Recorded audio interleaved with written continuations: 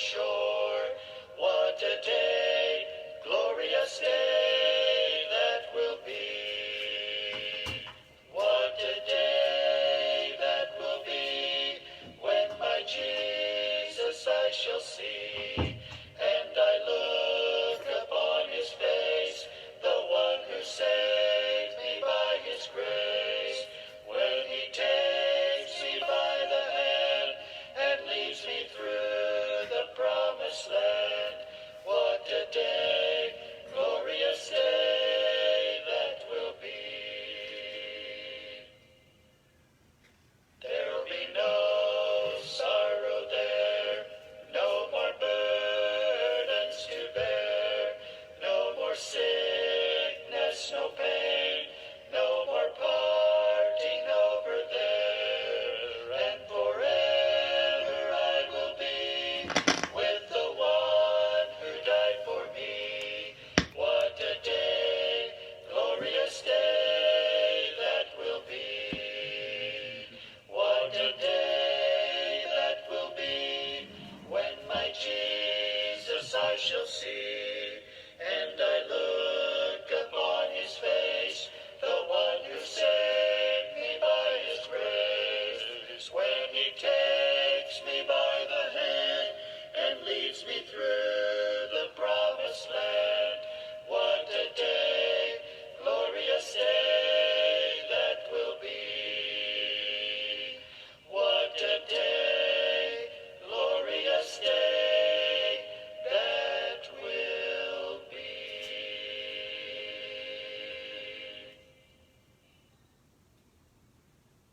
In the resurrection morning, when the trump of God shall sound, we shall rise, hallelujah, we shall rise. Then the saints will come rejoicing, and no tears will e'er be found. We shall rise, hallelujah, we shall rise, we shall rise, hallelujah, we shall rise, amen, we shall rise, hallelujah. In the resurrection morning, when death's prison bars are broken, we shall rise, hallelujah, we shall rise. In the resurrection morning, what a meeting it will be. We shall rise, hallelujah, we shall rise. When our fathers and our mothers and our loved ones we shall see, we shall rise, hallelujah, we shall rise, we shall rise, hallelujah, we shall rise, amen, we shall rise, hallelujah. In the resurrection morning, when death's prison bars are broken, we shall rise, hallelujah, we shall rise. In the resurrection morning, blessed thought it is to me, we shall rise, hallelujah, we shall rise. I shall see my blessed Savior, who so freely died for me. We shall rise, hallelujah, we shall rise, we shall rise, hallelujah, we shall rise, amen, we shall rise, hallelujah. In the resurrection morning, when death's prison bars are broken, we shall rise, hallelujah, we shall rise. In the resurrection morning, we shall meet him in the air. We shall rise, hallelujah, we shall rise, and be carried up to glory, to our home so bright and fair. We shall rise, hallelujah, we shall rise, we shall rise, hallelujah, we shall rise, amen, we shall rise, hallelujah. In the resurrection morning, when death's prison bars are broken, we shall rise, hallelujah, we shall rise, we shall rise.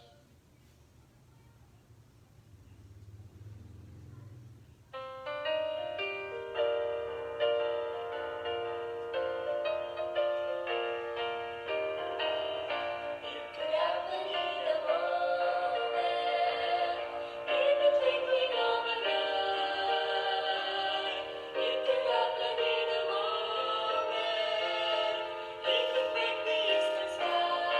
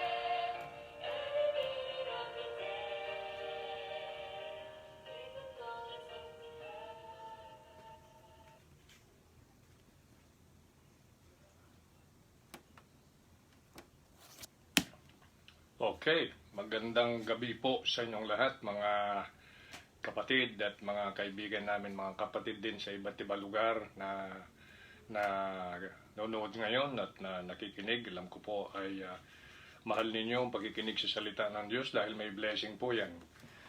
At higit sa lahat ay pasalamatan po natin ang ating Panginoon dahil nabigyan na naman tayo ng karagdagan na pagkakataon na tayo po ay mag-aral sa kanyang salita. Kaya nga sabi po ng 2 Timothy 2:15, study to show thyself approved unto God, a workman that needed not to be ashamed, rightly dividing the word of truth. So mahalaga po yun, na kailangan po ang mananampalataya ay alam niya ang tinatahak niyang programa ng Panginoon. Kailangan aware po siya yung kasalukuyan na dapat gawin at yung dapat pagandaan sa inaharap na nireveal na po niya, sinabi kung ano mangyayari at ano ang ating makikita. Kaya ang kailangan po ng Kristiyano ay palagi po yung kanyang sigasig, kanyang desire, yung malaman niya at mapagbulay-bulay sa araw-araw at ginagawa yung pong kalooban ng kanyang Savior, yung ating Ama na nasa langit, the Savior, ating Lord, upang sa nalalabi nating buhay ay maluwalhati natin siya. May taas ang kanyang pangalan, may bigay ang karangalan sa kanya, and then ang kaluwalhatian, of course. Kaya sa gabi pong ito ay handa po natin ang ating mga sarili, mga kapatid. At alam naman natin ang tinatalakay natin sa bawat Biyernes bilang mga kapatid po sa Magnified Bible Truth Baptist Church. Ay pansamantala, ito po yung ating pinaka-Sunday School time, no? At napakalaga po na may natututunan tayo kasi lumilipas sa mga panahon ay ito ay nalalampasan at natatambakan po ng mga bagay ng sanglibutan. Yung mga nakikita sa mga gadgets, sa social media, naririnig na po at mga iba-ibang bagay. Hari nawa po, manatili po yung malambot na puso. Yan ang hilingin natin palagi sa Panginoon whenever we pray. And at the same time, ay hayaan po natin at hilingin sa Diyos palagi, mga kapatid. Ito po kasi yung very effective at masaya at masarap na pakiramdam na buhay Kristiyano bilang miyembro ng pamilya ng Panginoon. Ang mahalaga po rito ay manatili po ang ating mga spirit ng kababaan, kaamuan, at saka yung lowliness in heart. Dahil po yan ang iminulat ng Panginoon, yan ang example na kanya pong pinakita na that we should follow His steps. Kaya alam ko po, handang-handa na kayo at gusto po namin marinig mula sa inyo bawat after this at habang ang pangangaral na ito ay is ongoing na po. Yung pong mga reaction ninyo o whatever, kung anong bunsod ng Holy Spirit, ayun po yung inyong sundin, no? Ako po ay nagdi-deliver lang po, taga-delivery, no? Delivery boy nga po, ang akong palagi sinasabi, katiwala. Magkakatid po ng aral ng Panginoon. Kaya sa gabi pong ito, ay handa po natin ang ating mga sarili. Kung kayo po ay mga bagong nanonood at nakikinig, ay pakibanggitin po ninyo yung area ninyo. Para sa ganoon, at least, pag nalaman po ng mga ibang mga kapatid, tignan nyo, ito, nakikinig, galing doon. Kung ikaw sana nakikinig din o nanonood, no? So yun lang po naman ang kailangan po nating mapaalala sa bawat isa. So handa na po natin ang ating mga puso at isipan ng buong kababayan at buong pasasalamat with excitement sa pamagitan po ng ating panalangin. Dakilang Diyos sa mga pangyayari sa lahat, maraming salamat po. At kami po ay binigyan ng magandang progress sa aming katayuan. At ito na nga po yung modified General Quarantine o General Community Quarantine. Hari nawa, Panginoon, ay patuloy na po at ito ay papunta na sa last level and then back to normal na po. At alam po namin, doon po yung pagkakataon na ma-enjoy namin ang opportunity na idadagdag mo sa amin para gawin na po namin ang dapat gawin hanggat mayroong opportunidad na pinagkakatiwala mo sa amin, as you said, redeeming the time for the days are evil. So harinawa, sa pamagitan po ng imong salita ay naihipo ang bawat puso naalala ang pangyayari sa Calvary, which is the demonstration ng iyong dakilang pag-ibig sa tao. And then by your grace, through faith, nailalaan mo po ang kaligtasan at katubusan ng kaluluwa, forgiveness of our sin, and at the same time the gift of eternal life, the gift of the Holy Spirit, and then yung relationship na napakasarap, na ikaw po, aming Ama, ay tatay namin sa spiritual na buhay. Although sa physical ay iba-iba po yung aming mga tatay at mga nanay, pero sa spiritual ay napakadakilang malaman na yung lumalang ng langit at lupa, pinanggagalingan ng lahat ng aming kabuhayan at mga bagay na meron kami ay tatay namin, Panginoon namin at Savior namin. And we are so grateful. Kaya po, napakasarap ng pakiramdam namin ay meron kaming joy na nag-uumapaw, thanksgiving, excitement na sana po ay pagbalik mo, yun na po yung time naming pinakihintay na makikita ka na namin face to face. So Lord, nangyari pong yung kalooban, anything na hindi po kanais-nais na laman ng aming mga isipan at mga puso, ay tuwid mo po at hinihiling po namin ng pagpapatawad sa mga kamalin o pagkukulang o kapabayaan na naganap sa buhay namin sa mga nakarang oras na maaaring hindi namin namalayan masyado. Pero when it comes na pagbulay-bulay, ma-realize namin nagkulang pala ako.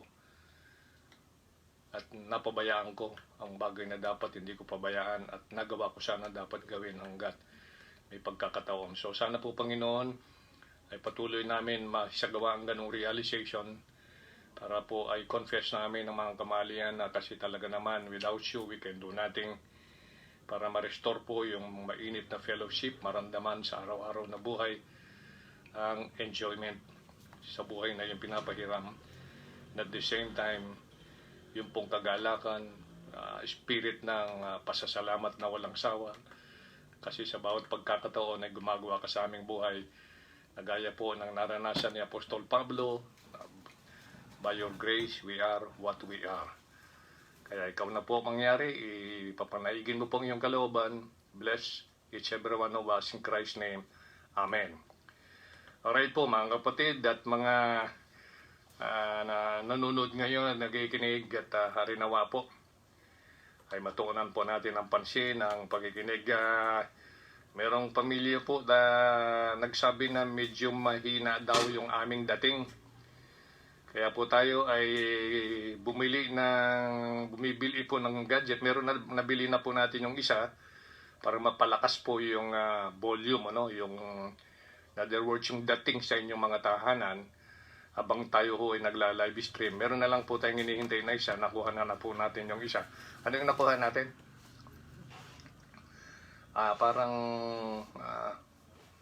ang tawag yan? Nakalimutan ko yung pangalan, no? May kinalaman nun kapag...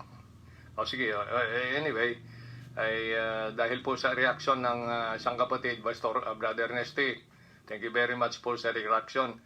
Lalo na daw pag umuulan, medyo hindi nila masyadong naririnig yung mensahe natin, o yung salita, yung pangangaral natin, dahil nga doon sa karagdagang ingay ng ulan.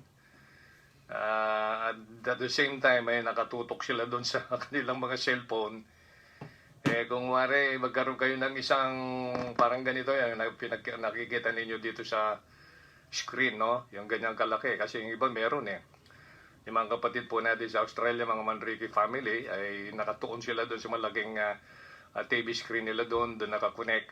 So nakikita nila tayo and then nakikinig ng maayos. So, ipag-pray po natin yan upang sa ganun kasi talagang magkakaroon din pa rin po tayo ng live stream kahit na bumalik po tayo ng regular service o pagtitipon, dahil po tinalaga natin talaga yung Friday na ito isang araw na paglalaanan natin ng isang pagkakataon na magsalo-salo sa salita ng Diyos.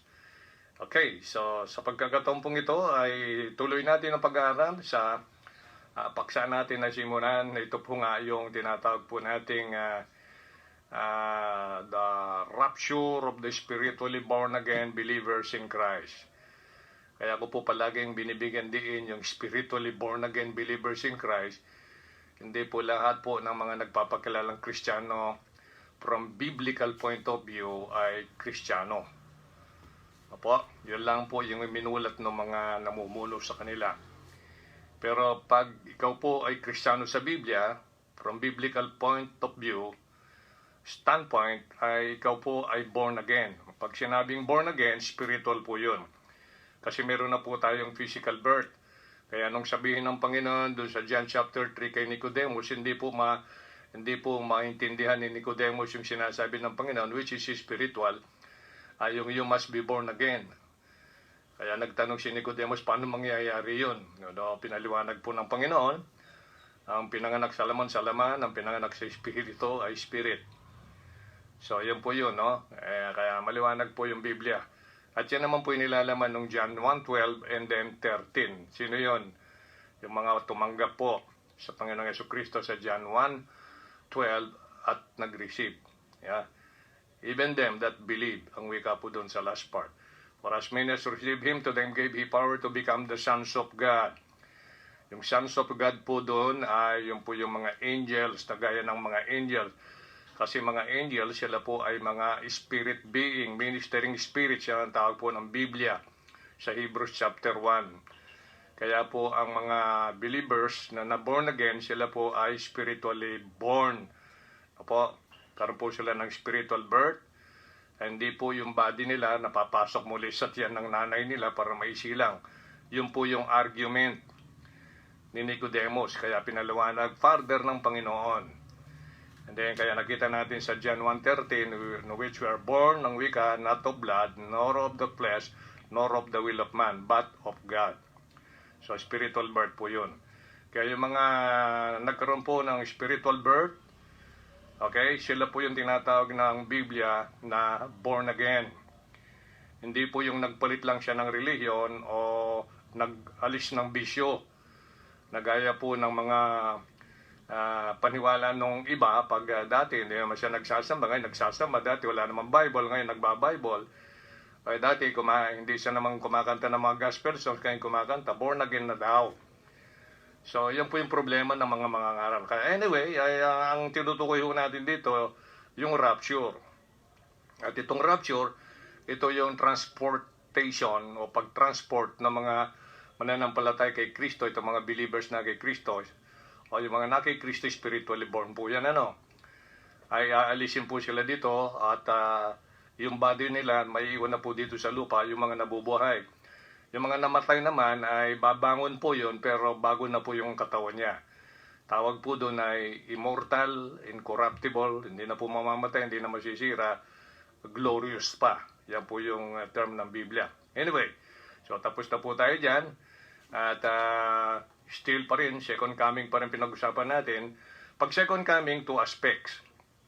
Dalawang stages. Ito po yung sa rapture, yung mga dead in Christ, yung alive in Christ, privately po yun. Yung sa public, yun ang second stage po niyan at the end part ng tribulation period. Na po, at the end of the tribulation period, na kung saan ang tribulation period, ay ito po ay tinawag na Jacob's trouble. No? Ito po yung judgment ng mga lahing Israel. Kasi napansin natin dito sa church age na ito, namatay ang Panginoon, nakita nila publicly ho yan, at nag-quote ng mga raming scriptures ang Panginoon na fulfillment nung nakasulat sa kanilang kasulatan na may kinalaman sa Messiah, and that is the Lord Jesus Christ. Pero kinainggitan nila at tinanggihan nila, He came unto His own, but His own receive Him not. Yan ang John 1:11. Kaya po ay doon sa rejection na yon, ay yan po yung kanilang mararanasan. Dapat noon pa yun sana, settled na po yung problema nila na bilang alipin ng Roman Empire during that time. Alright, alipin po sila ng devil. As bansa, nakita naman po natin historically speaking, ay sila po pinag-iinitan ng mga Arab nations and other nations in Europe. Yan po yung ating nakikita sa United Nations. Yan po yung pangyayari ngayon. Talagang magkakaroon sila ng last week. Yan ang 7 years period na binabanggit ng Daniel 9. Pupunta pa rin po tayo doon. Di-detail natin yon. Kaya po yung kanila ay para bago yung unconditional promise ng Panginoon na land sa kanila, paghahari ng Bisaya ay mag-take effect, mag-take place. No po? Yun ang millennial kingdom. Kaya tribulation, yan ang judgment nila. Alright, pangangaral muli yung gospel of the kingdom, and at the same time, yung everlasting gospel ng angels. When in the Old Testament, they experienced that. Mga angels sinusugo ng Panginoon para mag-announce ng something from God. Yan po'y mararanasan nila diyon sa tribulation. Tayo po, iba ho yung atin. Ibang programa ho ito, kaya hindi ho pwedeng paghaluin yung mga born-again believers kay Kristo, naka-angel na kay Kristo spiritually, with yung people na purely natural sila. Wala pong born-again nakapasok doon, wala po. Okay, so napag-usapan na po natin yan. And then, dalawang stages. At ang talakay naman po natin dito, pagka-rapture natin, ito po yung kakaharapin natin, mga kapatid sa Panginoon. Hello. Pagka dumating ang Panginoon, let's say tonight, lahat po ng mga namatay sa Kanya, at saka yung nabubuhay, ay in the twinkling of an eye, babangon po yung mga patay, mapapalitan po ng bagong katawan, na at the same time po yung mga buhay na dinatnan. Kaya lahat po ng nasa kasuotan natin, malalaglag po lahat yan. Lahat ng mga nasa bahay natin, may iwan po lahat yan. Kung marami kayong pera sa bangko, may iwan po lahat yun. Okay, yung asawa na ninyo, yung asawa nyo ngayon, di na ninyo magiging asawa. Pagdating po dun sa rapture, wala na po dun, no? Okay, magiging tulad na po tayo ng mga angels. Sabi nga ng Panginoon dun sa Matthew 22. At yan din po the same term in John 1:12, the sons of God. Ayan din po ang pinaliwanag ni Apostle John sa kanyang third epistle o yung first epistle of John, yung chapter 3. Makakaharap na po natin doon ang Panginoon. So, napakaganda po, no? At imagine mo yun, mamimit mo ang Panginoon in the air. After the meeting in the air, ay itutuloy po niya tayo doon sa third heaven. Doon po yung isasagawa yung judgment seat of Christ. Okay? So ngayon, ito po yung ating pagtutuunan, itong judgment seat of Christ, kasi dito po yung kakaharapin nating susunod after na bumangon, napalitan na po yung ating mga katawang lupa, after our meeting sa Panginoon in the air, at ito po talaga yung isang event na napakahalaga na dapat paghandaan mo upang sa panahon na ito, ma-avoid mo yung dapat ma-avoid, maiwasan yung dapat maiwasan, magawa na yung dapat magawa nang sa ganon pagharap natin sa judgment seat of Christ ay ito, kung anong nararapat para sa iyo, yun ang lalaan ng Panginoon kasi pinihahanda na niya yun. Okay? Ngayon, yung paghahanda ng Panginoon, kung nabigo natin siya, hindi tayo naging seryoso, mga kapatid, are you listening?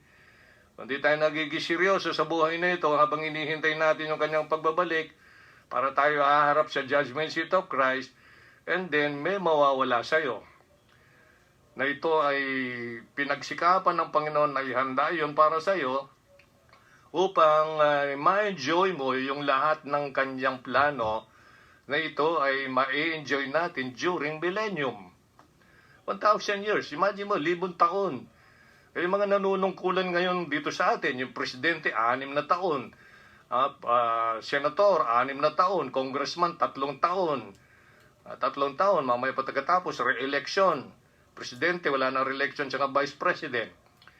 Yan lang mga tao ngayon, di ba? Gumagastos talaga ng todo-todo para lang makakuha ng posisyon. Na ito naman ay dito lang sa lupa, temporal. Samantalang ikaw, kung makakatanggap ka ng crown, reward, in the form of crown, may maganda kang posisyon sa 1,000 taon with glorious body. Hindi mo problema ang COVID. Hindi natin problema ang anumang sakit. Alright? Hindi natin problema ang anumang crimes. Gutom, etc. Kasi nasa glorious body tayo. Kaya judgment seat of Christ, and marriage of the Lamb occur in heaven during tribulation. Now, tuunan natin pansin ang letter A sa ilalim nito, the judgment seat of Christ, bago yung marriage of the Lamb. Okay? Ano kaya ang purpose ng judgment seat of Christ? Malalaman natin to. Basa po tayo. 2 Corinthians 5, 10 and 11. 2 Corinthians 5, 10 and 11. Judgment seat of Christ. Alright, this is what the Bible says in Romans chapter, 2 Corinthians chapter 5, 2 Corinthians chapter 5, verses 10 and 11. For we must, no exemption. We must all appear before the judgment seat of Christ, that everyone. Bakit judgment seat of Christ? Baaring nagtatanong kayo. Itong Panginoong Yesu-Kristo, ito yung nagsuffer nga para mamatay, para sa ating kasalanan. Ngunit sa pamagitan ng pagkabuhay maguli, that is victory. At sa kanyang tagumpay, ay napagtagumpayan niya yung corruption ng body. Alright? Napagtagumpayan niya, nagtagumpay sa laban kay Satanas. Laban sa kasalanan, laban sa kamatayan, laban sa libingan. He rose from the dead. And then yung body niya hindi nabulok. Very clear yung Bible. So ngayon, yun din the same, na hindi po, pag nagkaroon tayo ng bagong katawan, hindi na po mabubulok yung ating katawan. Glorious na nga po yun Kaya ngayon, binigyan ka ng pagkakataon, ako, na maging katiwala, of course, bilang mga children of God, katiwala pa, lingkod. Kasi hindi lamang siya ang ating paglilingkuran unang-una, kailangan din ho tayong maglingkod sa ating kapwa. May pakita yung realidad ng pag-ibig na sa atin. Okay? So, yan po yung in-expect ng Panginoon. And then, meron ho tayo ng complete revelation ng salita ng Diyos. Punong-puno ng instruction. Punong-puno ng kaalaman. Punong-puno ng information. And then at the same time, merong sumusubaybay sa atin sa araw-araw na teacher, and that is the Holy Spirit, the third person of the triune God. Mga kapatid, pag-isipan ninyong ba na ito kung tunay kang Kristiyano, seryosohin mong isipin ito, hindi biro-biro ito. Okay? Hanggat may opportunity, binibigyan ng pagkakataon ang lahat ng mga nanampalataya tumanggap sa Kanya upang magtamo sila ng reward in the form of crowns, at ang reward na yan, na in the form of crowns, yan po ang iyong gagamitin pagdating po ng millennium with people who are in their natural bodies. Yung galing po sa tribulation, yung mga nag-endure to the end shall be saved. Okay, yan po sinasabi ng Matthew 24 verse 13. Ulitin natin ang 2 Corinthians 5 verse 10, for we must all appear before the judgment seat of Christ, that everyone may receive the things. Ano kaya yung mga things na yun? Done in His body. Kaya bantayan po natin yung mga bagay na ating ginagawa at nagagawa, mga kapatid. Sa body na yan, hanggat nandyan ka sa body. Kasi pag humiwalay ka na sa body na yan, ikaw yun ang kaluluwa, wala na yung body na yan. Babaon muli sa lupa. At unti-unti na po yun malulusaw. Kita nyo?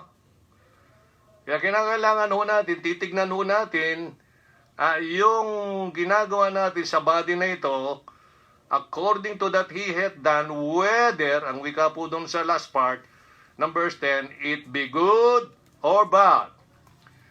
Good? Harap po sa Diyos yun, hatulan. Ano kaya ang katumbas? Nahatol? Reward. Or loss of reward. Yun lang po yun Yun lang po yun. And then verse 11, knowing therefore the terror of the Lord. Bakit nakadugtong po yung verse 11 doon? Kasi, pag sa judgment, hindi mo po nakukuha ang judge na nakaupo doon sa pangngiti-ngiti. No po, parang namimilipit ka ba nakaharap doon sa hukuman, hindi mo makuha ng ganon. Kung anong ginawa mo sa body, whether yan good or bad, yan po yung haharapin natin. Kaya kailangan kapatid, ang seryoso po ang buhay Kristiyano, hindi po ito naglalaro, hindi po dapat ito ay habitually nagpapabaya, binabaliwala. Yung pong priority na ating responsibility and duty as member of God's family, children of God, and as stewards and servants, katiwala. Kaya co-laborer tayo, 1 Corinthians 3:9. Knowing therefore the terror of the Lord, we persuade men. But we are made manifest unto God, and I trust also are made manifest in your conscience. Napansinin ito mga kapatid. Kaya hindi mo na po, wala na po tayo pwedeng ma-excuse dito. Lahat po tayo na mga Kristiyano, lalataw yung mga tao, may konsyensya. Pakahirap naman ata kung wala tayong konsyensya. Ano po? So Romans 14:10. Romans 14:10. Ito po yung kaakibat na talata niya, Romans 14:10. Alright, Romans 14:10. Pasensya na po kumisan kasi parang na-hatching ako. Kaya po talagang inapalaya ko po yung ilog ko ng guwan. Sabi ng 14:10 ng Romans, Romans 14:10. But why dost thou judge thy brother, or why dost thou set at naught thy brother? Parang binabaliwala mo yung kapatid mo. Kaya po, in-expect ng Panginoon, lahat po tayo mga anak ng Panginoon ay sama-samang kumikilos, sama-samang gumagawa, nagkakaisa, nagkakabuklod-buklod bilang ating testimony sa mga taong tumitingin sa atin, whether yan ay kamag-anak mo, mahal mo sa buhay, kaibigan, na nakapaligid sa iyo, malimik at makita, yung pong ating activities tinitignan. So kung itinuturing mo na yung mga kapatid mo sa Panginoon ay kapatid mo, bigyan mo ng halaga yung fellowship ninyo. Bigyan mo ng halaga yung pagtitipon ninyo. Kasi ganun lang po yun. Meron ba naman magpapamilya sa bug, kaya hanggat maaari po ay nagkakatipon yan. Nature na po yan. Kung nasa ibang bansa man, pag-uwi niya nang talaga meron po silang pagtitipon. Yun po ay natural na pangyayari. So it is the same. Kaya hindi ho tayo dito pwede maghatulan, no? Kaya kinakailangan, hindi naman sila perfect, hindi ka rin naman perfect. Kaya yan po yun. Ibig sabihin, kung meron ka man nakikita, isa dalawa, may kapintasan na hindi mo gusto, ayaw mong makita, mali ho yun. Kaya, but why dost judge thy brother? Or why dost thou set at naught thy brother? For we shall all stand before the judgment seat of Christ. Kaya po yung nilalaman yan. Yung relationship natin bilang magkakapatid sa Panginoon, binabantayan po ng Panginoon yan. Kaya pag kayo po ay nakakarinig sa pamagitan ng preaching ganito, kapatid ko kayo eh. At yan pong salita ng Diyos, ang ating tinataas dito, pinapahayag, paalalahanin ang mga anak ng Diyos kasi naatasan po ang inyong lingkod, feed this flock. Okay, yan po yun. Preach the word, be instant in season and out of season, rebuke, reproof, yan po yun. Yan po yung mga term. Kaya nga, hindi po personalan ang paghayag ng salita ng Diyos para personalan mo yung isang tao na ganito, ganyan. Hindi po ganun. Kasi pananagutan po ng isang taong mangangaral, kung ganun po yung pinapangaral salita ng Diyos, may hatred sa heart. Di po pwede yun. Di ko katanggap-tanggap sa Diyos. Alam naman niya may judgment seat of Christ. Haharapin na yun. Wa-effect po yun. Ngayon, po nakikinig, wag po tayo magbingi-bingian. Kung yan po sinabi ng Diyos sa Biblia, salita ng Diyos, tanggapin natin buong kababaan. Kung ito ay nagko-correct, tanggapin natin. Willing to be corrected. And then at the same time, willing to be instructed. So yan po yun, no? Knowing therefore, ang wika po dito sa Romans 14:10, but why dost thou judge thy brother, or what dost thou set at naught thy brother? Parang binabaliwala mo, hindi importante sa iyo. Pakita mo yung kapatid sa pagtitipon. For we shall all stand before the judgment seat of Christ. Kaya yan po yung ating makikita. 1 Corinthians 3:13-15. Ito po yung kaganapan na dapat nating alalahanin, tandaan. Lahat tayo, lahat, kung sino ka man. Kaya ikaw ay nakaangat ang buhay mo materially. at nasa medyo mababang konti na kalagayan materially, ang isa ay lahat po tayo. What matters most pagdating na judgment seat of Christ, kung anong ginawa mo sa body na yan with that kind of blessings or prosperity that we have, no? Kung anong ginawa natin sa body, whether yan good or bad, yan po yung haharap natin sa hukuman ng upuan ng ating Panginoon. Upuan ng Panginoon, ha? Kaya sabi po ng 1 Corinthians 3:13 and 15, every man's work, ang kausap po dyan, mga believers sa Corinth, every man's work shall be made manifest. Wala ho lihim dito na inalagaan mo na hindi ho yan magmamanifest.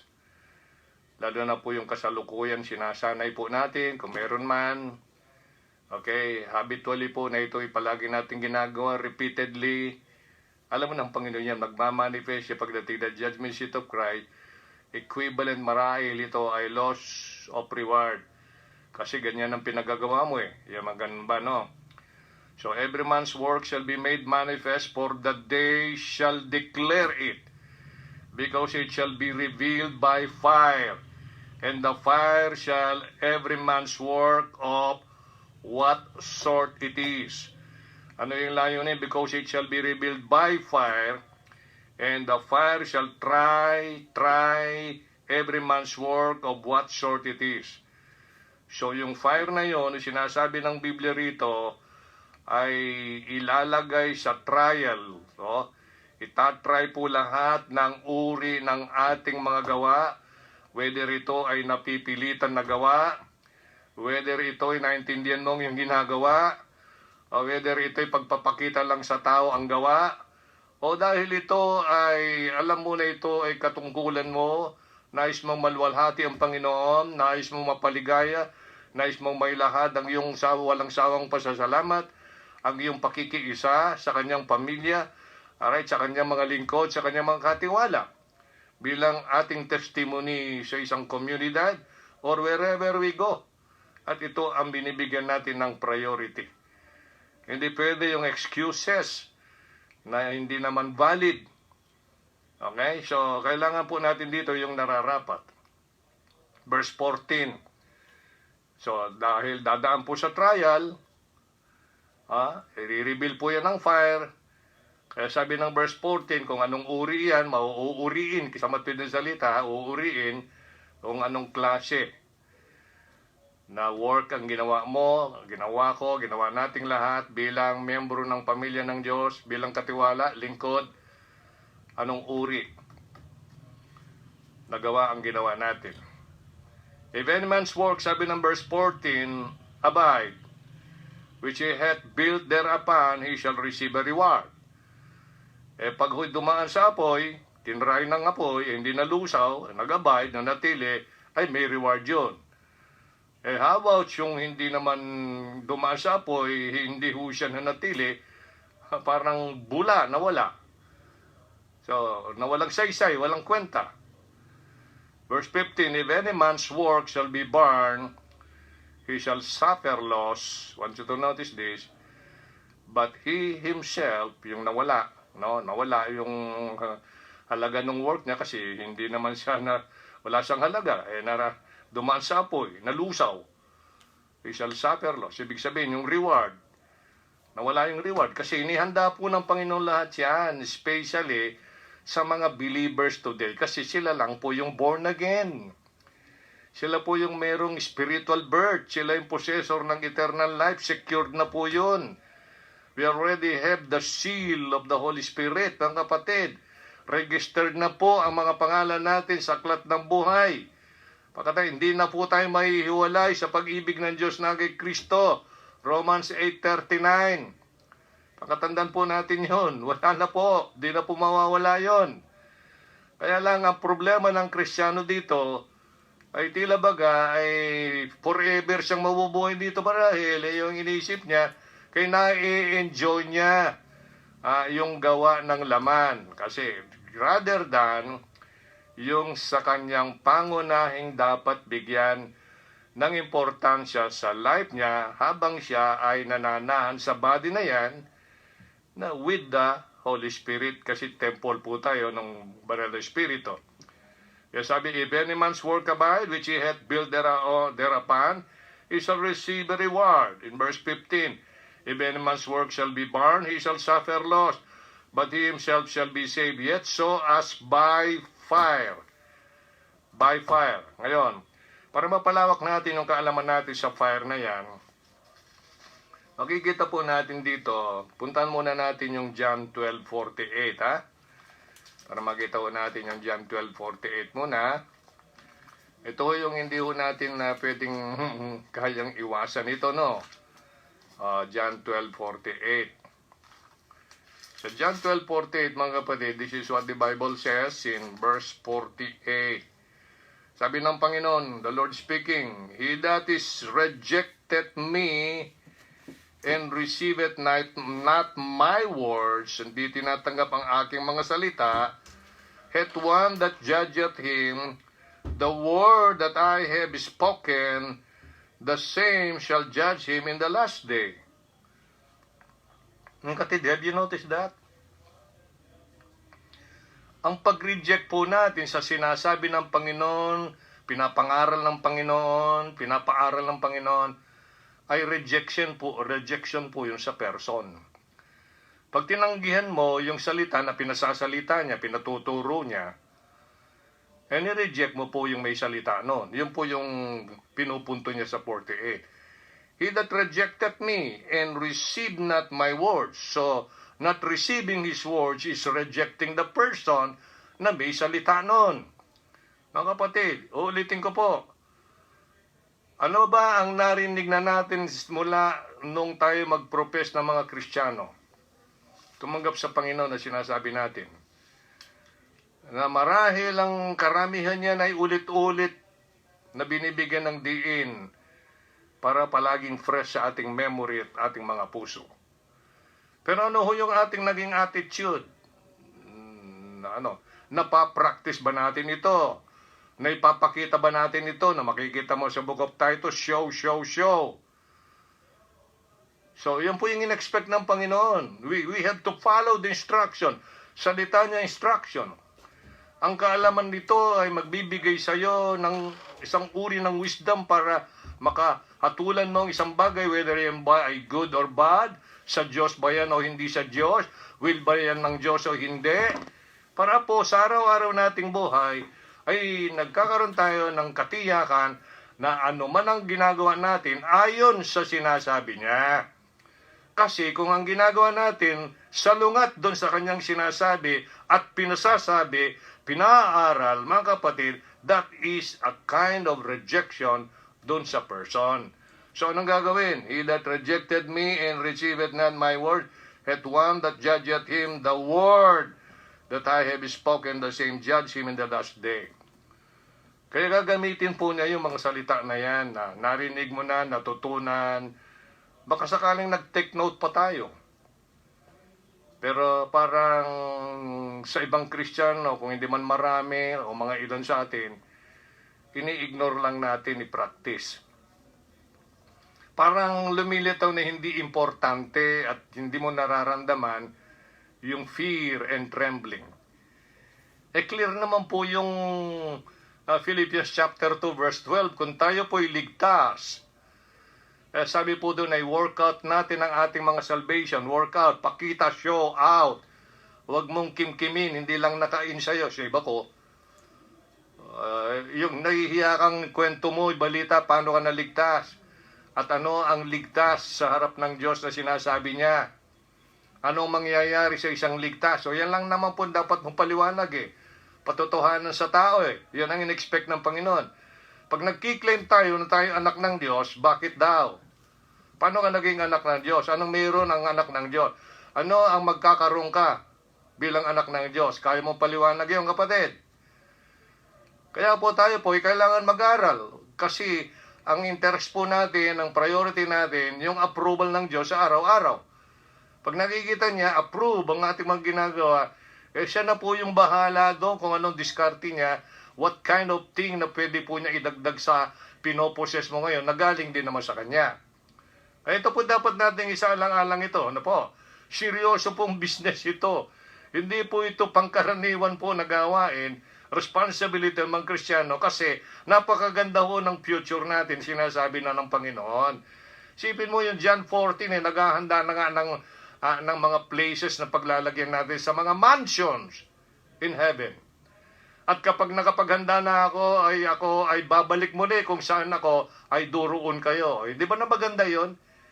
And then pagdating mo ng 1 Corinthians, ay babalik siya, babalitan niya yung corruptible body maging incorruptible, yung mortal maging immortal. And then doon sa Philippians 3:20-21 ay magiging glorious, ang isang description niya, glorious, mga kapatid. And then mamimit mo na, makikita mo ng Panginoon, sasalubungin pa tayo sa air. Pagdating doon sa Judgment Seat of Christ, ay niyahanda po na niya yung mga reward. Ilaan doon sa mga nararapat bigyan ng reward.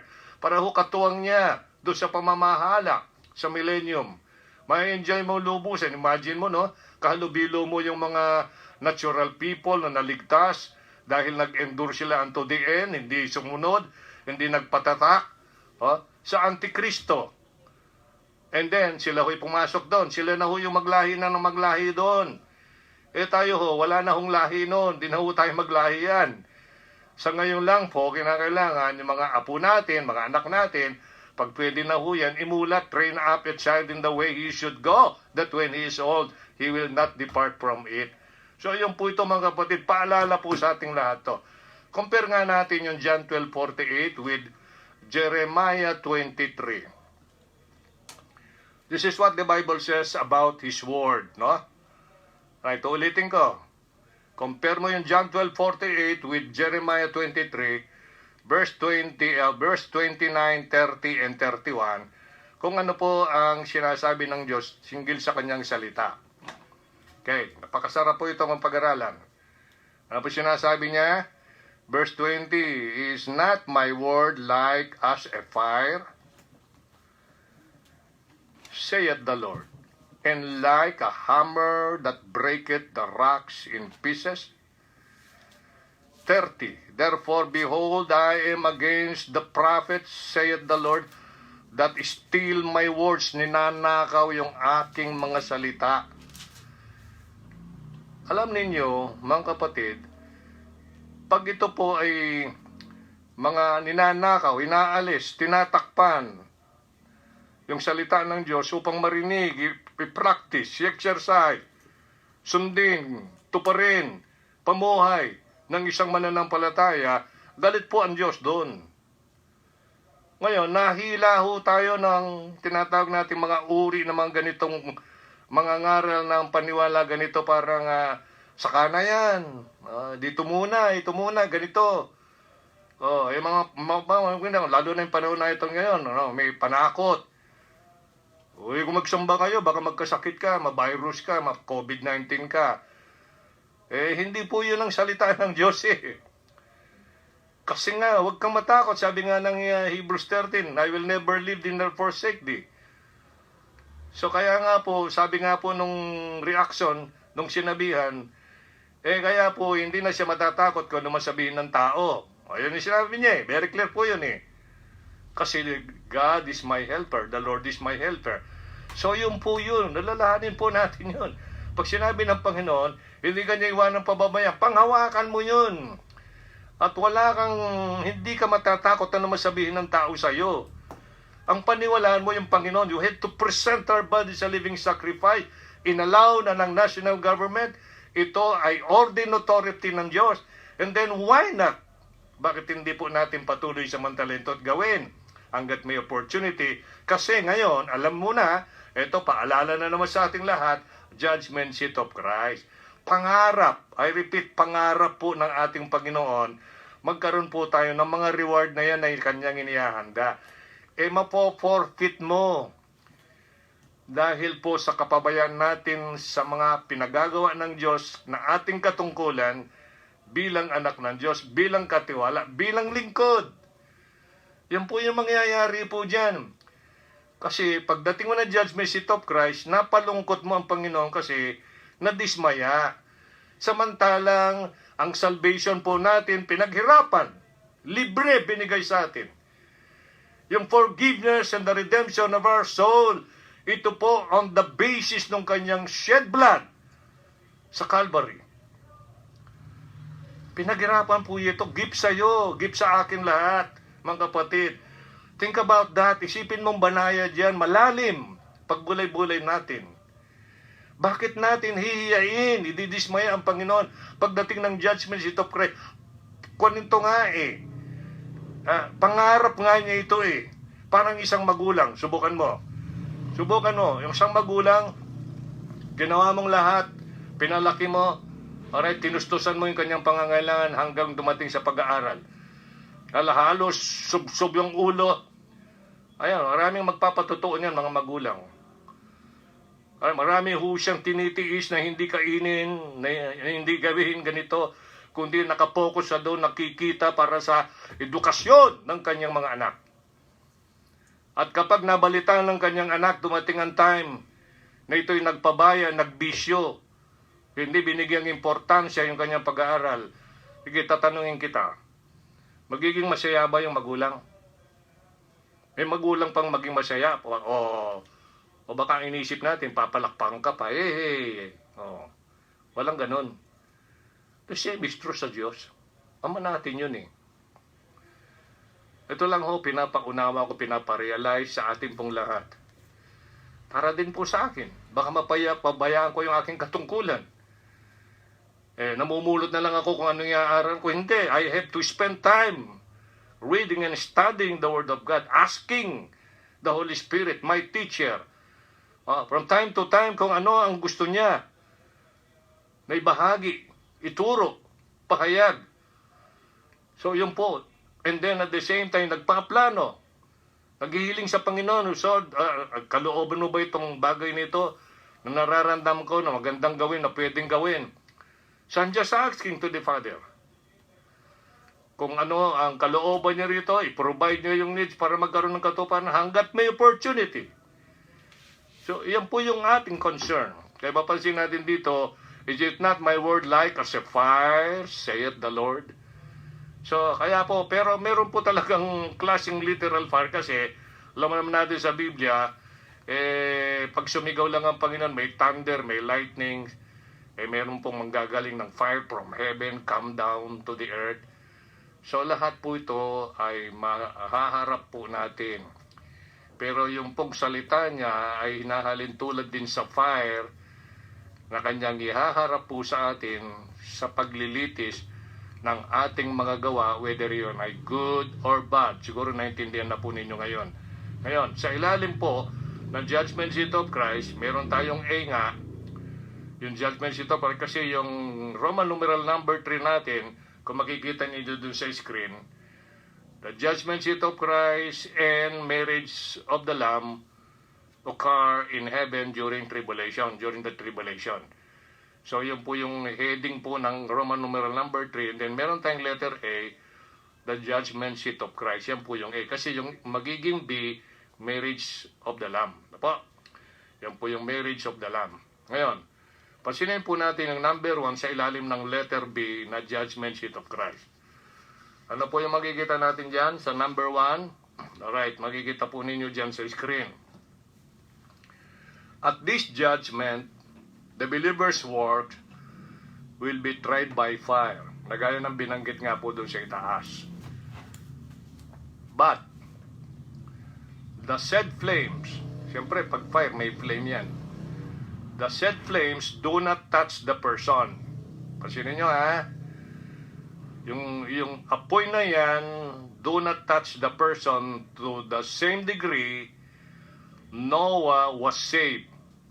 Kasi po, sinabi po ng Biblia, doon sa last part ng 1 Corinthians 3 verse 15, if any man's work shall be burned, he shall suffer loss, but he himself shall be saved. So, nanatili po siyang saved. Although, dumaan po siya sa apoy, yung kanyang works. If any man's work shall be burned, he shall suffer loss.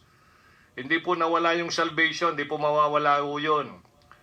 Hindi po mawawala yung gift of eternal life, hindi po mawawala. But he himself shall be saved. Sa paanong paraan siya na saved? Kung compare natin ang scripture with the scripture, following the teacher, the Holy Spirit in 1 Corinthians 2:13. Ano po yun? Alright, ito po yun. Ulitin natin po Sa point number 1, sa judgment na ito, sa judgment seat of Christ, yung mga works po natin bilang mananampalataya sa Panginoon will be tried by fire. But the said flames do not touch the person. To the same degree Noah was saved by water, yet the water did not touch Noah. Diba? At tingnan natin sa Biblia kung paano pagkasabi yun 1 Peter 3:20. Masasabi ba si Noah ay ligtas? Naligtas during that time. Sa baha, paglubog, flood. Hindi naman ho siya hindi naman sure hindi naman ho siya na-touch ng tubig.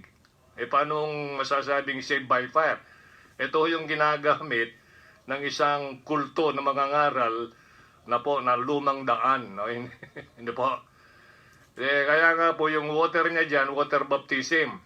Kaya pag daw hindi na-baptize yung tao ng tubig, hindi daw siya maliligtas. Alright, by water. Ang wika nga naman, maliligtas ka by water. Yet, the water did not touch Noah. Ano sabi ng 1 Peter 3:20? Ito yung pakatandaan nyo, You have to compare yung 1 Corinthians 3:15, yung phrase na by fire, and then compare mo doon kay Noah na binabanggit sa 1 Peter 3:20 na by water. Yan. By water. Okay? Paano pagkagamit ng by water dito? Tingnan natin, This is what the Bible's definition and interpretation. Masarap po yung pag-aaral sa Biblia. Baka akala nyo, magbabado kayo sa meditation, observation, comparing spiritual things with the spiritual. Yan ang Word of God. Sabi po dito, which sometimes were disobedient when once the long-suffering of God waited in the days of Noah, while the ark was preparing, wherein few, wherein few, that is, 8 souls were saved by fire. So ilan lang pong kaluluwa sumakay doon sa ark?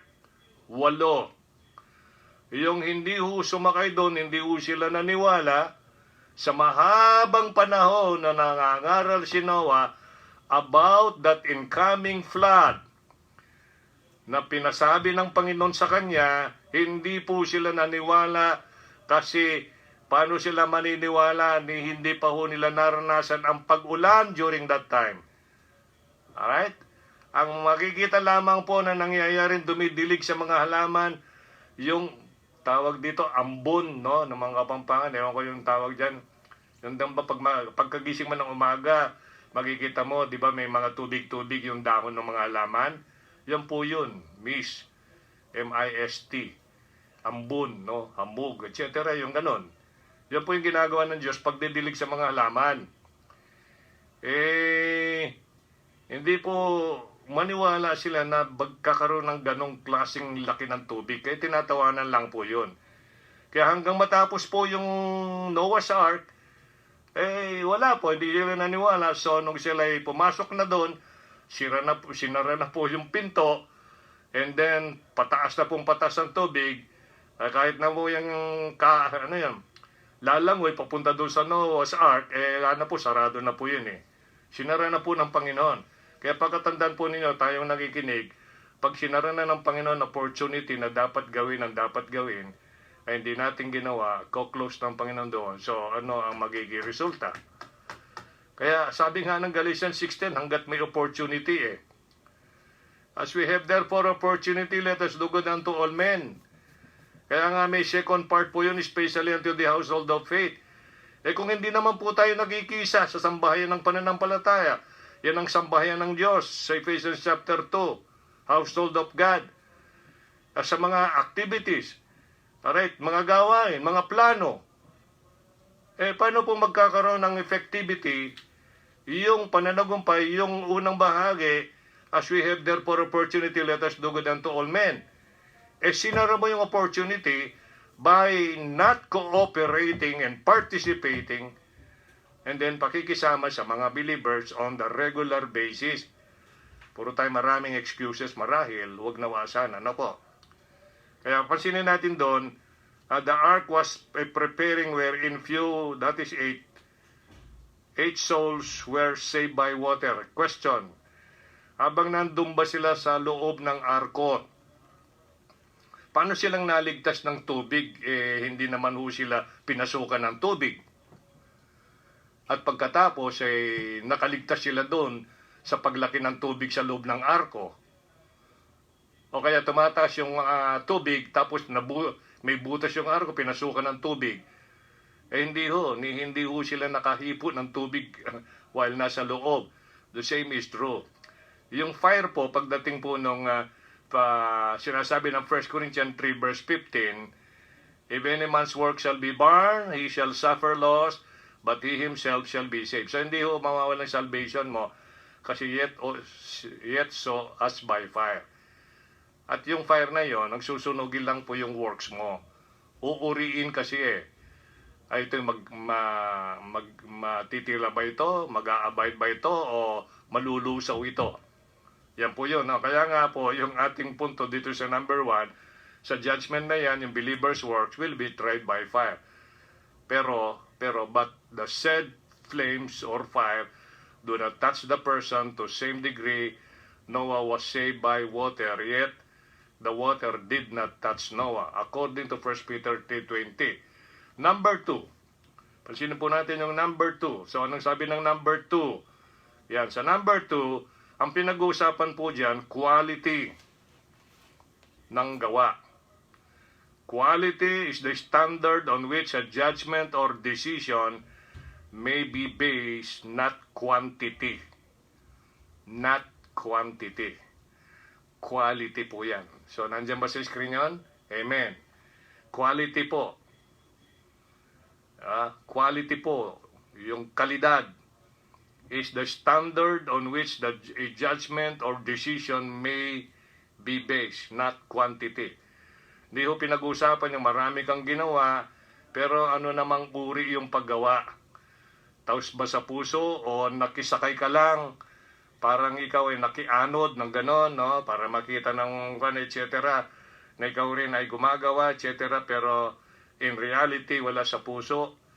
Hindi mo yun talagang binase doon sa instruction ng Panginoon hanggat may opportunity, gawin mo na. Then, dahil po naniniwala ka sa Diyos, nire-respeto mo, mahal mo siya, at sumusunod ka. May fear and trembling pa yan nga. Sabi nga ng Philippians 2, chapter 2, verse 12. Kasi sa verse 13, it is God which worketh in you, both to will and to do of His good pleasure. So, yun po yung nice ng Panginoon, kaya nag-work siya. Para nating gawin yung uri ng gawa na may quality. Hindi po bilang ang pinag-usapan dyan.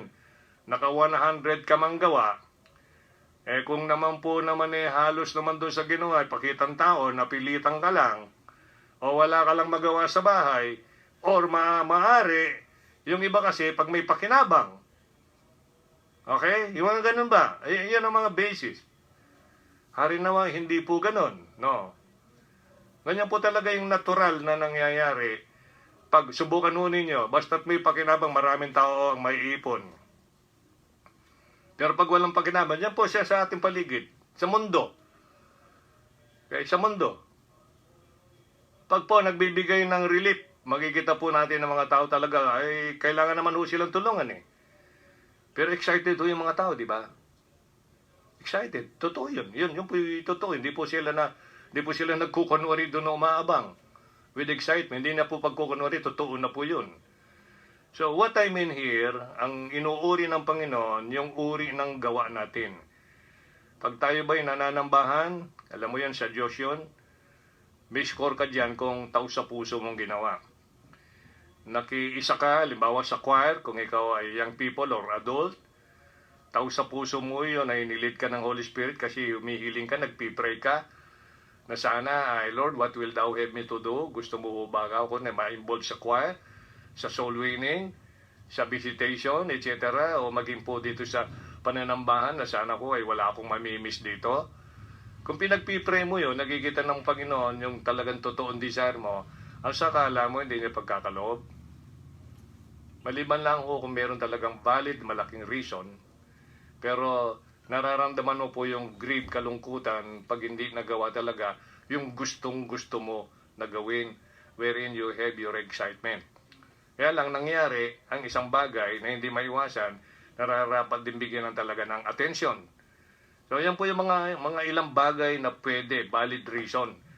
Pero pag nandun ka lang sa bahay, hawak-hawak natin ng cellphone, pa-text-text tayo sa mga kaibigan, no? Pa-likes tayo, halimbawa lang po, no? Alam mo na, yung service, pagtitipon, pangangaral ng salita ng Diyos, singing and praying together, it's going on. Ongoing. Anong ihaharap mo sa Diyos doon? So that's what I mean. Quality is the standard on which judgment or decision may be based, not quantity. Pasinin natin itong 1 Thessalonians 1:3, one of my favorite na mga talata in the Bible, verses in the Bible. 1 Thessalonians 1:3. Sabi ng verse 3, alright, you have there sa screen. Remembering without ceasing, sabi ni Paul sa mga taga-Thessalonica, talagang outstanding, nakaka-bless po yung kanilang attitude.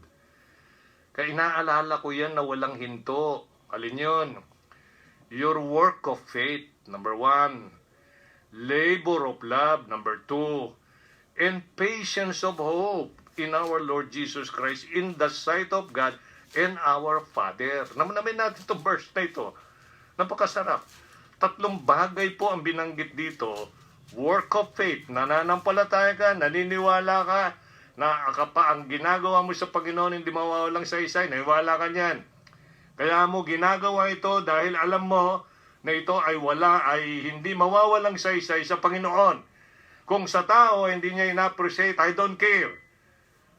Work of faith po yun kasi yun ang paniwala mo, yun ang pananampalataya mo. Labor of love, ito nandito na po yung sacrifice dyan. Andyan na po yung sakripisyo dyan talaga. Alright, hindi mo na inalintana na ikaw ay manghin ng physical o maapektuhan ng physical mo. Alright, talaga na doon po yung pagpupumilit, perseverance na tinatawag. Para lamang po magawa mo ito dahil ito yung demonstration, this is the manifestation of the love of God na nasa atin. Yan po yung Romans 5:5. You remember that? Romans 5:5, ang wika nga po ito. Kaya nga ho, nanahan po sa atin yung Holy Spirit. Ito, kaya nga mapapansin natin yung attitude nila. No? Wala ho dyan sa screen. Naalala ko lang po yan. Kasi after yung statement sa Romans 5, yung 1, justified po tayo by faith. Made righteous, declared na. Okay, declared na po tayo. We have peace with God. So, hindi na tayo magkaaway. Romans 5:10, kaaway tayo ng Diyos by nature. Nung nagkaroon ka ng pananampalataya sa Panginoon, after you heard the word of truth about Him, na God manifest in the flesh, right? And then He condemned your sins and my sins in the flesh. Para sa suffering niya doon sa flesh na yun, sa 1 Peter 3:18, ay may ilapit tayo sa God. Kita niyo kung ano yung... Ngayon, you believe that. And then, yung pagbibigay ng kanyang sarili, yung kamatayan niya, pagkalibing, pagkabuhay na maguli, ay nagresulta po yan ng kaligtasan, katubusan sa lahat ng taong naniwala, tumanggap dun sa person at dun sa payment. Kaya ang declaration po ng Biblia, ng Diyos, na makapangyarihan sa lahat, justified by faith, nagkaroon ka ng kapayapaan sa Diyos, di na kayo magkaaway. Dati nga magkaaway, di pwede magsama, magkasundo. Alright, magka-partner yung banal na Diyos saka yung makasalanan na tao. Kailangan magkaroon muna ng forgiveness of sin. Magkaroon muna ng cleansing pamagitan ng blood ni Kristo. And then, ang sabi po doon ay through our Lord Jesus Christ, verse 2, by whom also we have access by faith into this grace. Di nagkaroon ka ng pagpasok. Palagay mo kaya kung wala kang wifi, meron kang wifi, wala kang password. Kalimutan yung password, hindi ka makapasok. Doon sa dapat mong pasukan, gusto mong pasukan. Hindi. Alam mo na yun, practically speaking. So the same is true kung gusto mong ma-enjoy yung biyaya. Kasi meron po tinatag nating mga biyaya sa araw-araw, maliban po yung salvation. Yung salvation, upon believing and accepting the Savior and the payment and His payment, ay sa biyaya niya po ay tinanggap mo ang kaligtasan, katubusan, buhay na walang hanggan, pananahan ng Banal na Espiritu, registration of your name in the Book of Life.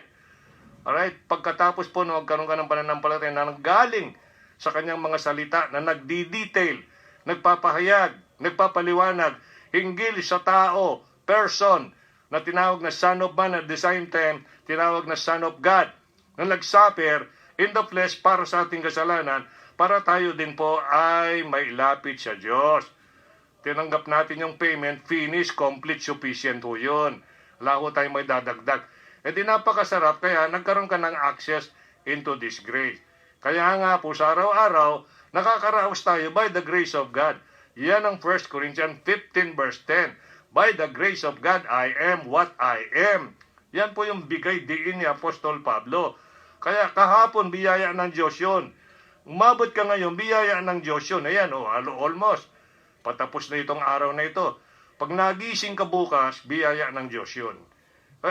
Malayo pong magmataas, magmalaki, magyabang, magiging forgetful ang isang tunay na mananampalataya sa mga biyaya ng Diyos, sa ginawa ng Panginoon, pagmamalasakit, pag-ibig at sakripisyo. Malayong mangyari po yun kung totoo po tayo talaga.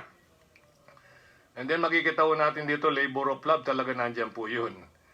Ang kapatid, dahil sa pag-ibig mo sa Diyos, ginagawa mo po yung katungkulan na makapagbibigay, walhati sa Kanya. Dahil sa pag-ibig mo ng Diyos, sabi ng Panginoon, mahalin mo yung kapwa mo, mahalin mo yung mga kapatid mo. 1 John 3:16, nag-sacrifice ang Panginoon, binigay ang Kanyang buhay.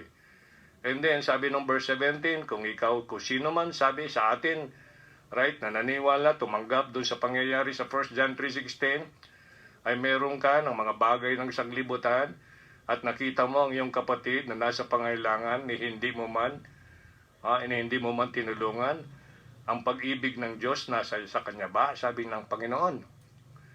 So, magiging questionable po yung ating profession na tayo'y nagmamahal sa Diyos. Mga kapatid, just think about that. No? Just think about that. 1 John, chapter 3, 16, 17 to 19. Ito po yun. Ang isa pa dito, yung tinatawag na patience of hope. Sino ba yung blessed hope natin? Jesus Christ. Sabi ng Colossians 1:27, Christ in you, the hope of glory. Kaya yung body po natin to, hindi na natin ito iintindihin in the future. Ang kailangan lang naman po natin dito, as we have this body, temple ng Banal na Espiritu, gawin po natin ang kanyang kalooban. Kaya nga po doon sa Romans chapter 12, present your bodies a living sacrifice, holy acceptable unto God, which is your reasonable service. Yan po yung purpose sa body na yan. Kaya po, labor of love po yun. Kasi unang-una, pagmamahal mo sa Diyos.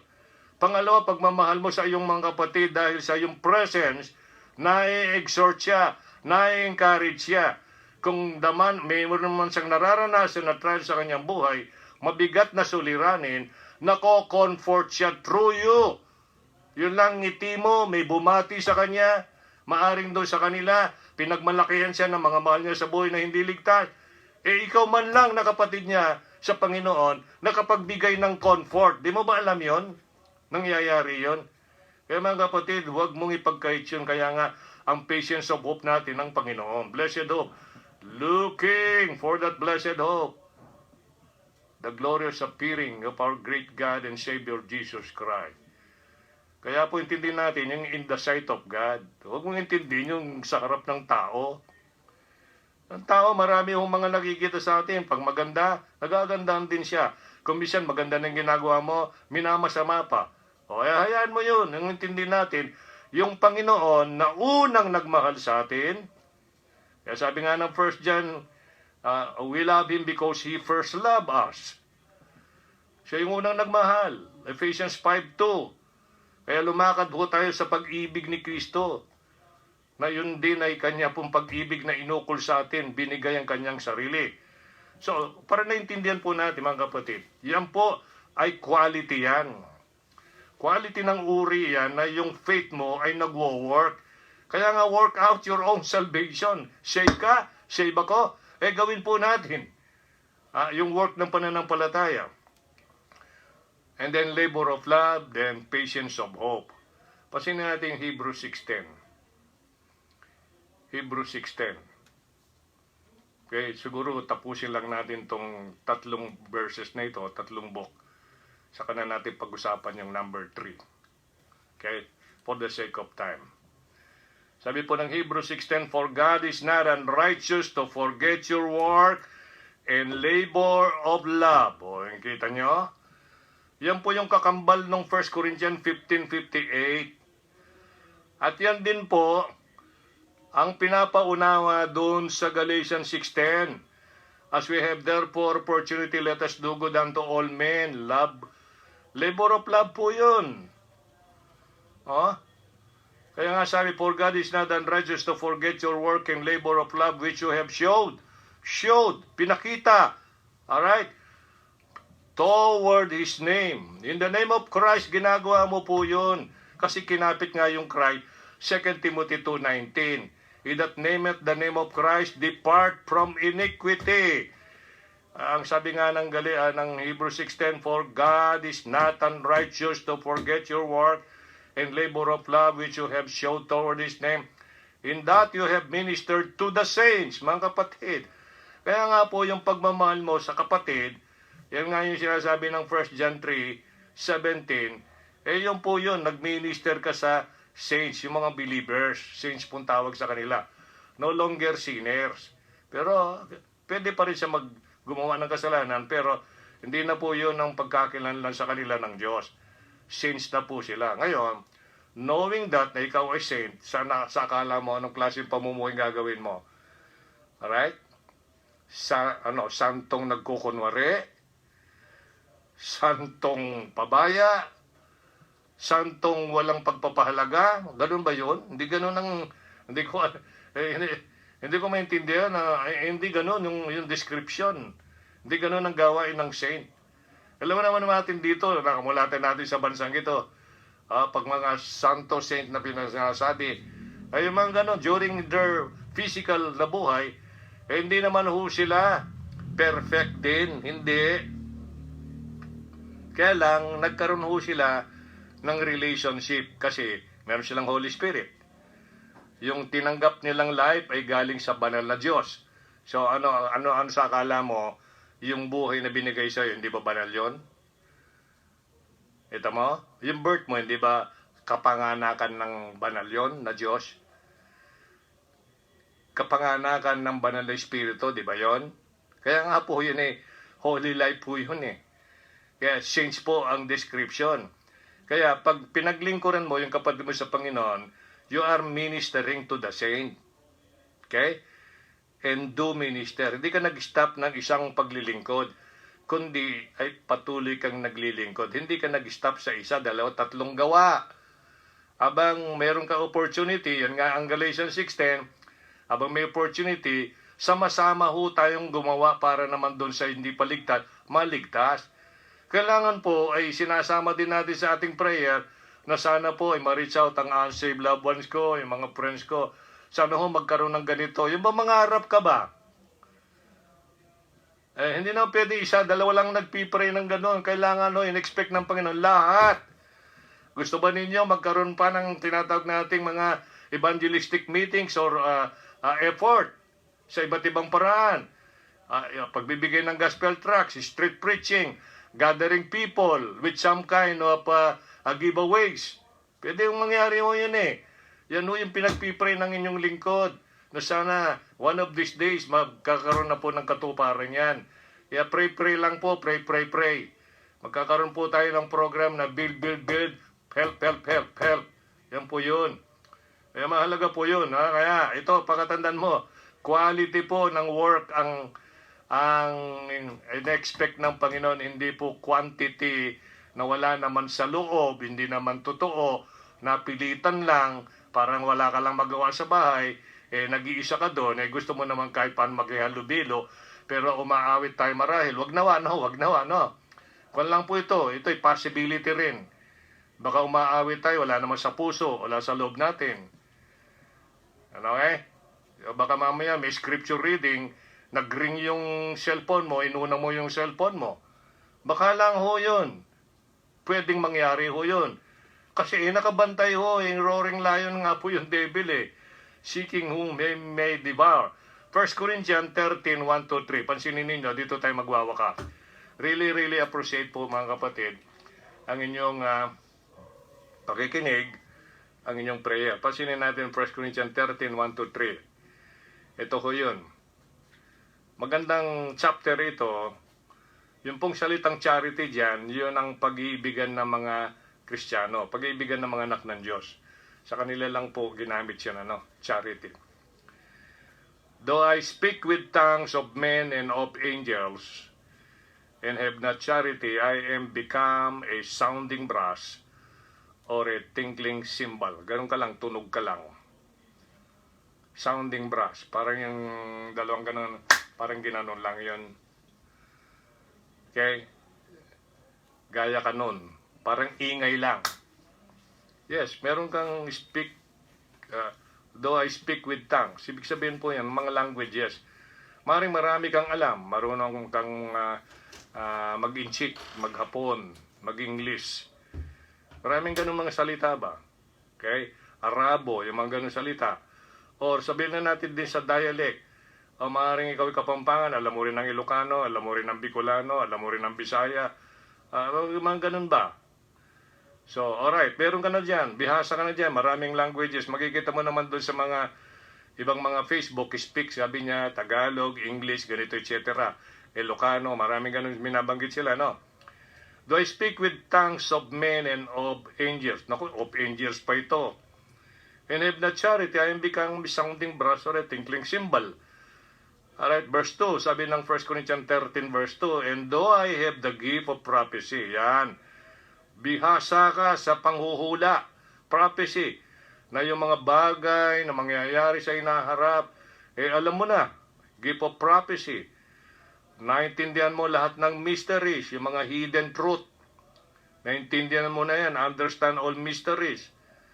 At lahat ng kaalaman, ang tindi nun, And though I have all faith, lahat ng uri ng pananampalataya, nasa iyo. At so that I could remove mountains. Pansinin mo yan, kung anong meron sa'yo. Siguro, kung totoo lang, by nature, talaga lalaki ng ulo mo dyan. Uy, may gift ako ng prophecy, kaya kong walaan yun. Ano bang problema mo? Halimbawa, yung pag-asawa. Alam ko yung magiging asawa mo, yung next na sinilang siya sa next province. Ano ba yung Pampanga? Ano ba yung next province ng Pampanga? Halimbawa lang po ito, Bulacan, Zambales, ano pa yun, Tarlac. O either dyan, ibig sabihin, mapapangasawa mo, hindi taga Pampanga. At kung mangyari, totoo nga yun, totoo nga, yung mga ganun, Ipin mo yung mga ganung hula, noon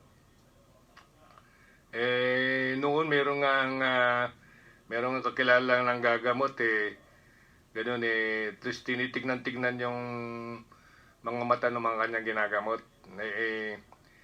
Nanonood ako ng ganun, maliit pa ako noon, siguro elementary ang edad ko. Nanonood kasi mga matatanda yung kinukuha niya. Ngayon ako, magti-teenager na nun. Tapos, ikaw nga, sabi naman itong isang kamag-anak na nagpapagaling dun sa kuwan kasi yung mga paggamot niya, yung mga prescription niya, nakakagaling naman Pero meron siyang parang mental telepathy tinatawag. Tinitignan niya yung mata ng tao, yung parang nababasa niya yung isip. So nabanggit niya sa akin, hindi ko makalimutan yun, nagkamali siya, mali siya. Na daw yung aking mapapangasawa daw ay magiging gagaling sa ibang probinsya. Sabi ko, nagkamali naman siya, di ba? Kaprobinsya ko naman yung napangasawa ko. Manggagaling sa ibang probinsya. Ang tinuran niya unang-una, Bulacan. Yan, Bulacan. Bulacan talaga yung pinangangalandakan niya, Bulacan. So, yun po yung tinuri. Pero nagkamali ho siya doon, So, ngayon, tuloy natin ito binabasa natin. And though I have the gift of prophecy and understand all mysteries, and all knowledge, and though I have all faith so that I could remove mountains, and have not charity, I am nothing. Napakalaga po ng charity. Ito po yung love in action. Di lang po sinasabi, ginagawa. Lalo na po in relation sa mga kapatiran. Yun po yung binanggit ng Hebrews 6:10, mga kapatid. Verse 3, and though I bestow all my goods to feed the poor. Alright, matulungin ka sa mga mahihirap na gaya ng merong salita si Judas, di ba? Ayan, si Mary, yung kanyang pinakamahal na pabango na tinatago, nung ma-meet niya ang Panginoon dahil previously ay meron na siyang narinig sa mga salita ng Diyos, natutuyo sa pakikinig sa salita ng Diyos. Kaya hindi na po naging masyadong mahalaga sa kanya yon. At dahil ito yung pinaka-importante na nakilala niya, alright, ay hindi po siya nagalintana, nagdalawang isip, binasag po niya yon, binuhos sa ulo ng Panginoon hanggang doon sa paa. At hinaplos niya yung mahaba niyang buhok. At nakita ko ni Judas Iscarioto, kinwari nagmamalasakit, sayang yun. Kung binenta yon, tapos pinamigay sa mga mahirap, alam si Judas kung anong kasaysayan. So, iyan po yung pinopoint. Wala naman charity talaga. And though I bestow all my goods to feed the poor, and though I give my body to be burned, willing mo. Pero I have now charity, it profited me not. Walang pakinabang. So mga kapatid, yan po kahalaga yung labor of love. Pag-ibig sa magkakapatid. Kaya yan po yung palagi ko natin binibigyan ng diin. And really appreciate yung mga Kristiyano nakikinig ngayon na nakakagawa ka ng ganon. Alam mo naman ng Panginoon, di ho niya kalilimutan yun. Gaya ng kanyang sinabi. Pero ikaw, hindi mo in-expect yun. You just do it kasi nagmamahal ka. Wala kang layunin, nagantihan niya pasalamatan. Ako naman po ang aking katwiran dyan, ang aking principle dyan. Pag ako po ay gumawa ng mabuti sa aking kapwa, galing sa puso, di ko gagawin ang paggawa ng mabuti na hindi po galing sa puso at hindi ko binibigay ang glory sa Panginoon. Hindi po. Kasi dapat po yun. Kasi maramdaman mo yung saya. Kung yung ginawan mo ng mabuti, hindi ho siya nagpasalamat, alright, hindi ka ho binigyan ng importansya, hindi mo naman kasi sinisik yun, hindi mo naman kasi in-expect yun. Ngayon, kaya hindi ho yun mag-i-influence sa yung mga decision making afterward. Kahit hindi ka pinansin, hindi binigyan ng halaga, tila baga parang wala lang sa kanya yon, sa kabila na tinulungan mo talaga, buos ang puso mo doon, kasi ang palagi mong iniisip, ginawa mo yung para sa Panginoon. Ngayon, kung pasalamatin niya ang tao, so be it, amen. Kasi magandang development sa kanya yon na nagkaroon ko siya ng attitude na appreciative, in everything give thanks. Pero unang-una, kaya mo ginawa yon para sa Panginoon. Gusto mong ma-please ang Panginoon. Tinitiyak mo na lahat ng hakbang at ginagawa natin ay makapagluwalhati sa Diyos. Alam mo mga kapatid, we are talking about the quality ng ating works na ihaharap sa judgment seat of Christ. Kaya po dadaan po yan ng apoy. Ilalatag po ng Panginoon ang kanyang mga salita mula nung ikaw ay nagkaroon ng Holy Spirit, nagkaroon ka ng relationship sa Diyos. Lahat po yan. Alright, yung mga natutunan mo ulit-ulit marahil hindi lang minsanan, ngunit binabaliwala at hindi ho natin ini-exercise sa ating buhay, mga kapatid, at yung ating paggawa para bagang napipilitan pasumpong-sumpong, ala naman taus-puso na willing kang mamatay along the way dahil lang sa desire mo maglingkod, desire mo magluwalhati sa Panginoon, ay so be it. Walang problem yun. Dapat ganun ang pakiramdam mo, hindi ka natatakot. Tama yung Hebrews 13. Nung nagsabi ng Panginoon, I will never leave you nor forsake you, kaya po yung reaction nung kinaukulan, ay kaya nga po ito ay pinanghawakan niya na hindi ako matatakot kung ano man ang gawin at sabihin ng tao. Ayan po yun. Kasi because the Lord is my helper. Kaya mga kapatid, yan po yun. Yan po yung paghandaan po natin sa kasalukuyan. Alright, we are in the period of doing something that we know na pinagagawa ng Panginoon. Kasi ang haharapin natin, once the Lord dumating ngayong gabi, bukas or next week or next year, I don't know when, pero soon, any moment, pwede na siyang dumating. Siya yung magpapasa niyan. But make sure po ang ating ginagawa galing sa puso, may quality dahil po yan ang makakalusot sa trial ng fire pagdating ng judgment seat of Christ, may katumbas na reward. Kaya tama po yung sinasabi ng Panginoon, your labors not in vain in the Lord. Of course, ang tinutukoy na labor din on the basis doon sa tagumpay ng Panginoon, pinahawakan mo yon na sa araw-araw ng buhay, mapagtanggupayan mo ang paggawa ng kalooban ng Diyos, and then another day, until dumating siya ang Panginoon. Palagi ko sinasabi, kailangan matiyak mo na pag dumating ang Panginoon, madatnan po tayong naglilingkod ng tapat, totoo sa puso. Hindi ho yung napipilitan, nagkukunwari, o nagpiplis ng tao. Yun po yung palagi ko pong pinapaalala. Kaya po, mga kapatid, pasalamatan natin ang Panginoon by the grace of God. By His grace, we are what we are now. So kapag buhay pa ho tayo, nagbibigay po ho ng other chance ang Panginoon para makabawi sa mga naging pagkukulang natin kung meron man, o makaragdag pa doon sa quality ng mga work na ginagawa natin, na pinapractice natin, the spirit of charity, alright, yung work of faith, labor of love, yung patience of hope, patiently nating hinihintay ang ating Panginoon, patiently nating hinihintay ang kasagutan ng ating prayer, hindi ho tayo nagbabago ng pagtingin, pagtitiwala sa Panginoon, hindi ho nagbabago yung nag-uumapaw na kagalakan, pasasalamat, katapatan ng paglilingkod sa Panginoon. I don't care. Kailangan po yung maging attitude mo yun. Kung ito ay appreciate ng tao, hindi. I don't care.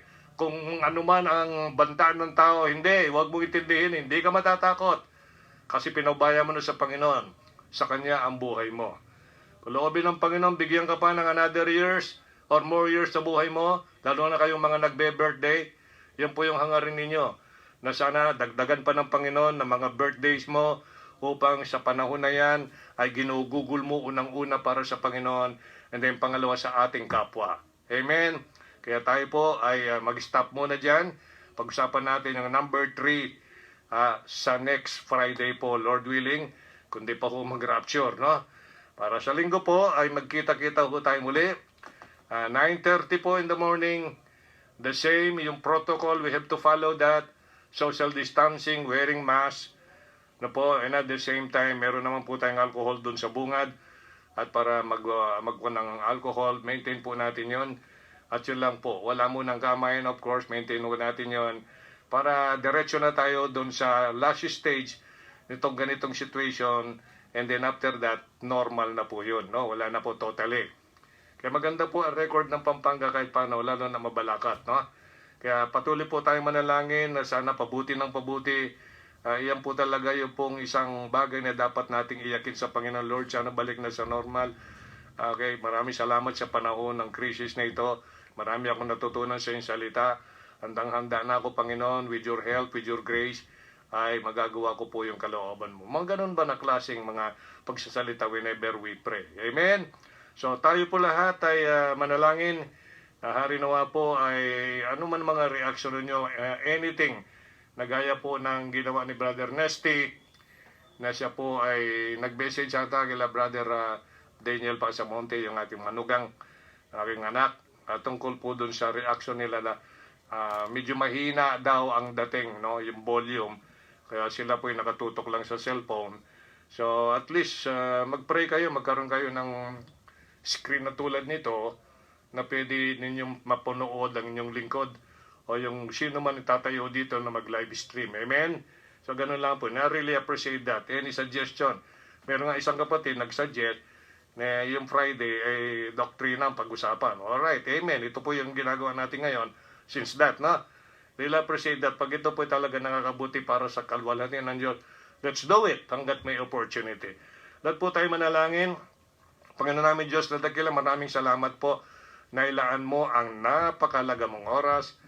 Meron kaming gabay ng iyong Banal Espiritu, our Lord and Teacher. And we have your book. Sa pamagitan po ng aming comparing with spiritual things, with the spiritual. Ito po yung mga salita mo na binanggit sa John 6:63. Ay marami po kaming natututunan. And then napakalaga po with the help of our teacher, the Holy Spirit, ay patuloy mong pinapaunawa sa amin ang aming mga binabasa at pinapaalalahanan. Thank you, Lord, sa pagpapaalala mo. Thank you din po sa mga rebuke na tumatama sa amin. Alam po namin, biyaya mo yan kahabagan. So, alam ko po, Panginoon, na willing po ng lahat ng mga tutong Kristiyano, willing to be corrected, pero po patuloy na babawi, gagawin, babalikan yung taos puso, masakripisyo, yung tinatag naming work of faith, labor of love, patience of hope na paglilingkod, until na ikaw po dumating ng bigla, madatnan mo kaming ganun nga po ang aming situation sa aming paggawa at sa laman ng aming puso. Tulungan mo po ang aking mga kapatid sa kanilang patuloy na paglago, sa kanilang pananampalataya, mga nagtatrabaho, lalakbay back and forth, just keep them safe. Mga nanay na keeper of the homes, tuloy pong gabayin mo, Panginoon, just give us more wisdom and power. May sagawa po namin daily, bawat sandali ang mga kalooban mo na galing po sa iyong salita na iminulat mo, tinuro sa amin. Salamat din po sa aming mga kapatid na nasa iba't ibang lugar, na sumubaybay at nanood, nananalangin habang po ang iyong lingkod ay nagpapahayag ng iyong salita. Tuloy po maintain mo mong gandang kalusugan sa amin. We are praying for our leaders of this nation. Give them the necessary wisdom and power na kailangan po nilang gamitin para po ilid po ang buong country, sapagkat sa country na ito ay marami ka pong mga anak at mga lingkod na mga katiwala. Dapat po ay maprotektahan patuloy ang aming pong mga activities bilang yung mga anak, katotohanan ng aming kapwa, mga hindi ligtas ay maligtas pa, at yung mga ligtas ay maalagaan po at mapalakas, ma-edify ang kanilang spiritual life. Lord, thank you again. Keep us safe and blessed sa mga darating na oras, particularly tonight, sa aming pong pagtulog. Just keep us safe, mahimbing, masarap na pagtulog, at makagising pa ng another day bukas. Biyaya mo po ang magaganap ang aming dadatnan at mag-ooperate. Thank you, Lord, sa present ng iyong Banal Espiritu. Salamat po sa malayang pagkakataon, paghayag ng iyong salita. Lahat po ito ay aming hinihiling, pinamamagitan sa makapangyarihang pangalan ng aming Panginoong Jesucristo. Amen. Maraming salamat po, mga kapatid. Good night. God bless you all.